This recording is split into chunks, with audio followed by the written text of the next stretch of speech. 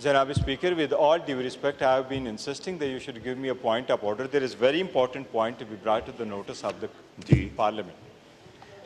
पहली बात तो ये जनाब स्पीकर कि जिस तरीके से ये ऑर्डिनेंस ले डाउन किया गया, मैं इसलिए रिक्वेस्ट कर रहा था कि before it is point out, पहली बात तो ये है कि वज़ीर साहब ने जिसका जिक्र किया है ऑर्डिनेंस का, पहली मैं उठा लेता हूँ जनाब स्पीकर, ये इलेक्शन एक्ट वाला इलेक्शन ऑर्डिनेंस में उन्होंने कहा कि ये वही लॉ है जो 2017 का था। ये ज़रूर है कि 2017 से पहले जो लॉ था वो 1976 में, वहाँ भी ट्राइब्यूनल की कॉन्स्टिट्यूशन रिलेटेड यही लिखा था कि अ जज और हु हैज़ बीन अ जज ऑफ द हाई कोर्ट, उससे ट्राइब्यूनल होता था। 2017 में जो लॉ आया उसमें भी यही वर्डिंग लिखी हुई थी एक्ट सेक्शन 140 में कि tribunal shall comprise of someone who is or has been a जज ऑफ अ हाई कोर्ट। इसमें कोई शक नहीं, ऐसा ही लॉ था।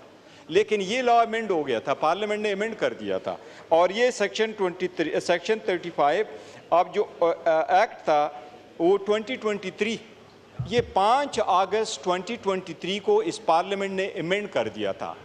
और ये पीडीएम की हुकूमत का यही कहना था कि अगर आपने ट्राइब्यूनल इंडिपेंडेंट रखने हैं तो जजेस वो होने चाहिए जो सर्विंग जजेस हो, ना कि रिटायर जजेस हो। अब वो लॉ चेंज हो गया इलेक्शन से पहले।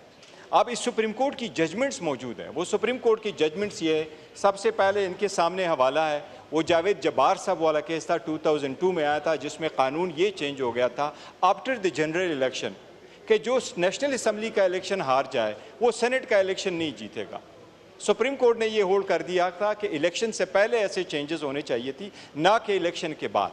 लिहाजा उस लॉ को जावेद जब्बार के केस में नल एंड वाइड डिक्लेयर किया गया था।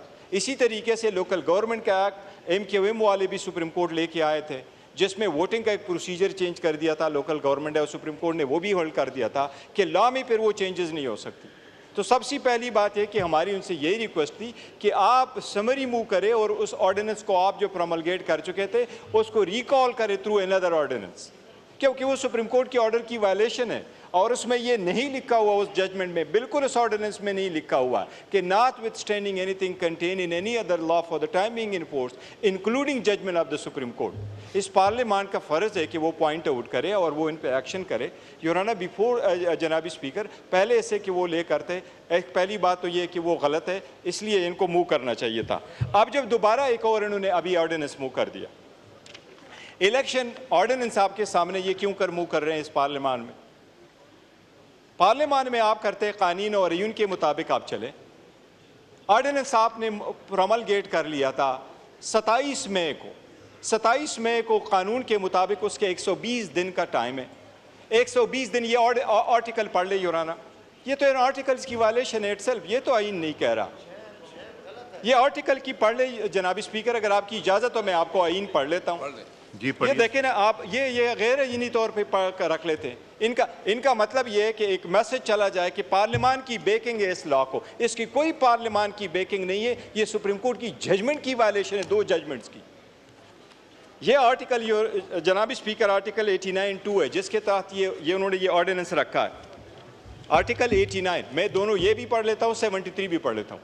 उस एक्सपायरी पीरियड से पहले कैसे रख लेते हैं? 4 ही तो दिन हो गए उस लॉ के।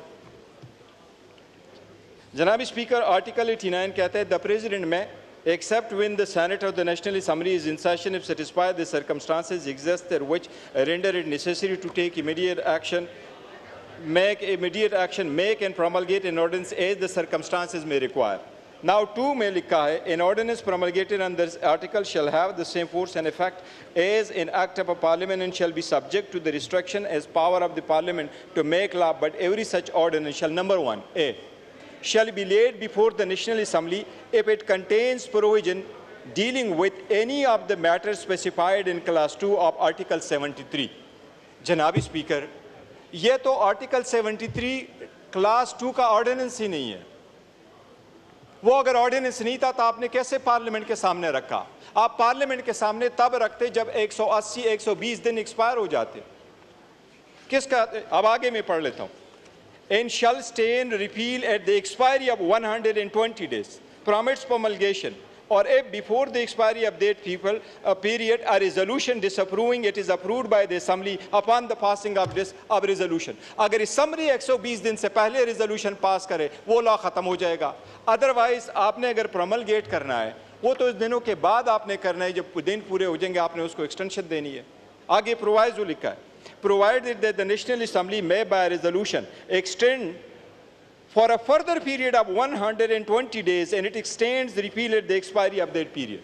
اب اگر وہ 120 دن کا ایکسپائری پیریڈ نہیں تھا تو یہ پارلیمنٹ میں لے کے آ جاتے اور کر دیتے. آپ بتائیں, ہمیں ایجوکیٹ کریں, انلائٹ کریں کہ اس کے رکھنے کی کیا جواز ہے. یہ غیر آئینی نہیں تھا, یہ آرٹیکل کی وائلیشن نہیں ہے, یہ کیا آرٹیکل 73(2) کا ہے. جی لا منسٹر صاحب. نے بڑی وضاحت سے کچھ چیزیں بیان کی ہیں, لیکن مجھے افسوس اس بات کا ہے کہ پارلیمنٹری پریکٹسز اور آئین بڑا واضح ہے اس پہ. آرڈیننس پروملگیشن کے بعد اصولی طور پہ امیجیٹلی پارلیمان کے سامنے رکھنا چاہیے, تاکہ اگر پارلیمان اسے اسٹریٹ اوے ریجیکٹ کرنا چاہتی ہے تو ریجیکٹ کرے, اگر وہ اس پہ ڈیبیٹ کرنا چاہتی ہے تو ڈیبیٹ کرے, اگر وہ کمیٹی کو بھیج کے اس پہ کچھ امینڈمنٹس لانا چاہتی ہے تو وہ لائے, تاکہ جو ہم کہتے ہیں کہ ایک انکلوسیو انپٹ کے بعد وہ ایکٹ کی شکل اختیار کرے. آج یہ آرڈیننس لے ہو گیا اس پارلیمان میں, جناب نے اس کو بھیج دیا کمیٹی میں. It would be now treated as bill, as it has been originated, as it has been.